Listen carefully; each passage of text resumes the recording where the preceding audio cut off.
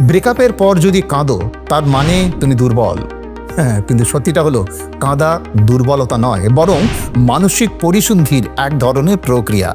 বিজ্ঞান বলে কান্নার মাধ্যমে শরীর স্ট্রেস হরমোন কমায়। পুরনো প্রেমকে ভুলতে গেলে সঙ্গে সঙ্গে নতুন সম্পর্কে যাওয়া উচিত। সত্যিটা হলো এটা রিবাউন্ড নামে পরিচিত, যা বেশিরভাগ সময় কাজ করে না। তুমি নিজের মধ্যে ভাঙা অংশ না সারিয়ে অন্য কাউকে নিলে সেই সম্পর্ক ভেঙে যাওয়ার সম্ভাবনা বেশি। তুমি যদি কাউকে সত্যি ভালোবাসো তবে তাকে ভুলতে পারবে না কখনো। কিন্তু সত্যিটা হলো ভালোবাসা মানে শুধুই অনুভব নয়, বরং মেনে নেওয়া। যে চলে যায় সে আর ফিরে আসে না।